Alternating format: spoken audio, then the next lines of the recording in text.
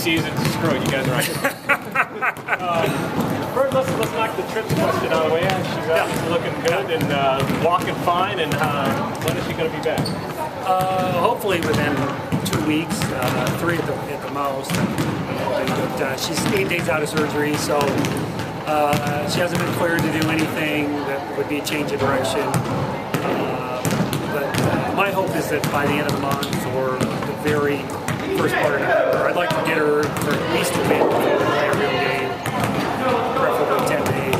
Because just I think to integrate her back into the team as much as for Carly to get back. And I think from her standpoint, she needs to find out what she can do, and she needs to get back in shape. But also her teammates need to play with her for a week to 10 days, and I need to be able to evaluate kind of how she fits back in and when she's going to be back close to 100%.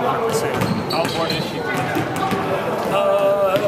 Well, I just, from what I've seen in practice, there are times where we were offensively challenged, and those are the times where you're like, geez, you've gone 3 possessions and you've struggled to get a good shot, and those are the times where we're going to rely on her. We have other people who can do some things, but I just feel like in the long term, she's going to bail us out in stretches of games where we've gone 2, 3, 4 minutes without getting good looks because she's our best shot creator. Yeah. How good can this team be? You put some young kids last year, obviously you reaped some good rewards there, right? Yeah, we hope so. I mean, practice has been a mixed bag. I mean, we're making a lot of mistakes, but I feel like they're full speed mistakes. I think we've really bought into the idea that we just need to play really hard, and we're pressing we have the last few years because I feel like we don't have the experience to be quite as good in the half court on both ends. I mean, I think particularly defensively, just our awareness and our communication isn't what it was the last couple of years playing juniors and seniors, and so you have to make up for that. And to me, the best and easiest way to make up for that is to play more players and to get after it in the full court and make up for some of our lapses in awareness by just making some more things happen with energy and pressuring more and then throwing the ball in and trying to get some easier baskets going the other way. You guys want to jump in? I feel like I dominate sometimes, so I'm going to let everybody talk. Oh, that's right. What would be the strength of this group? Did we do this pretty well? Well, I definitely think that we're gonna pressure better, and we're gonna force more action defensively. We're gonna create more off our defense. I watched some film from our early games last year, and just in the practices that we filmed, our willingness to put pressure up the floor is much greater because we worked on it and we've emphasized it. Not because our kids last year weren't willing to do it, but just because we've made a commitment to do it. And so I feel like our press is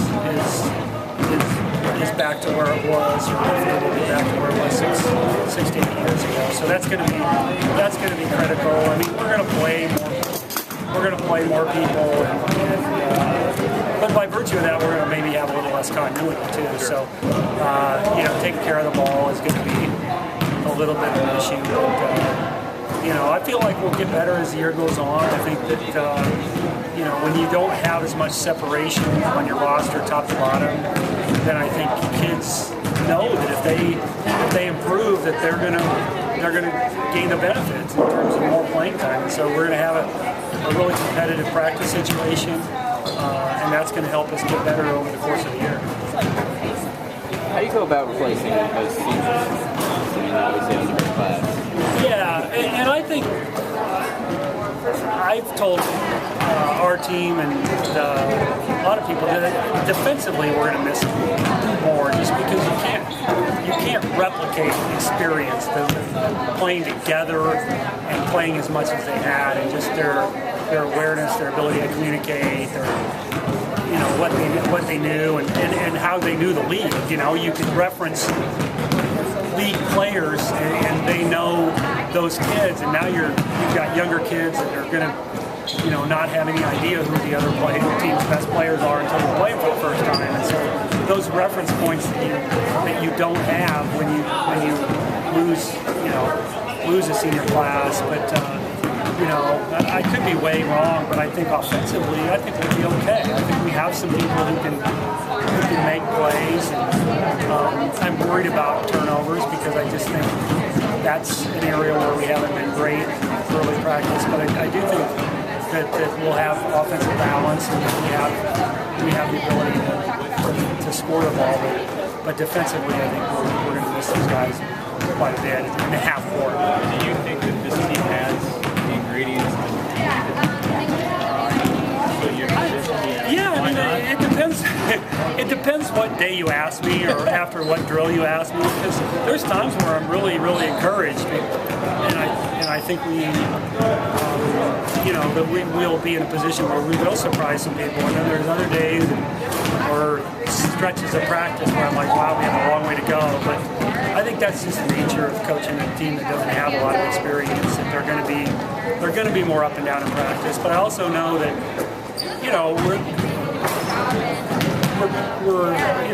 the nature of practice is you're playing your kids against your kids, and I think we'll be able to hide some of those things when we go 10 deep in a game. That we'll be able to hide, because a lot of those mistakes that we're making in practice are when kids get a little tired and their brain stops for. Your brain doesn't work as fast when you're tired, and your body doesn't. You have a tendency to put on a play or two that you're not going to do, and so hopefully when we're into a position where we're going to play 10 people, we won't make quite as many mistakes because we'll just be a little bit fresher. Was Carly one of the leaders? Would you characterize her as a leader? Carly is a leader from the standpoint that I think she's pretty immune to pressure. Like the thing that I love about her, one of the things I love about her is that I think she loves the moment. Like she doesn't shy away from the moment, and I feel like that. I felt like she played better in the second half of games, and she played better down the stretch. And she kind of likes the pressure, and not all good players like the pressure. From that standpoint, I'm excited about her going forward because I think she gives you somebody at the end of the game who wants the ball and wants to be there. In terms of everyday leadership, I think Danae Moore, our senior, has been, and Allie Jensen, who's played a lot for us as a junior. Those two have been kind of really solid, every day, come to work and kind of set the tone and what they do in the locker room. Those are the kids that have probably been more leaders in that way. My point being, with Carly being out, give you an opportunity for other kids to just, hey, now let's see what you guys do. She's out. Who's going to step in? Absolutely. I think long term, it's not a negative that she's hurt right now. Long term, I worry about how we're going to be the first 2 to 3 weeks of the season because you just, from her standpoint, she's not going to be quite right, and we're not going to have had a chance to evaluate her. But those other kids have had to kind of expand what we've asked them to do, and we've been a little bit harder on them because it's like, okay, we're not going to throw the ball to Carly with 8 seconds left on the shot clock and say, go get a shot.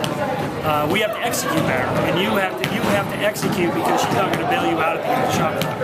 And that's been a bonus. And also, I think just, naturally those kids are like, okay, this is my time to make an impact on how I'm perceived by the coaching staff and my teammates. And so it has the potential to have long-term benefits. All right.